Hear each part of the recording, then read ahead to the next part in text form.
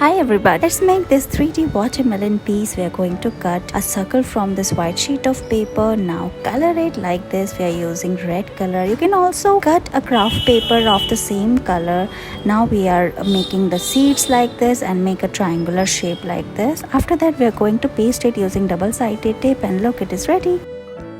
Let's make this very cute watermelon cut circle from green craft paper. We are drawing green lines on it using sketch pen. After that cut it and fold it. Now paste red craft paper on another sheet of paper and paste all of them together. Paste googly eyes and look, it is ready.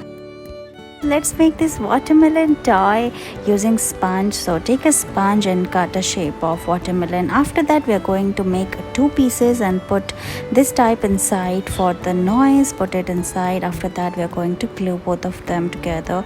Let's paint it now. We are doing red color here and also giving it shape.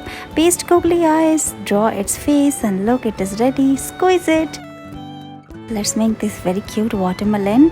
We are going to paint red color using this sponge and then adding more colors around it. We are doing green color now and look, it is ready.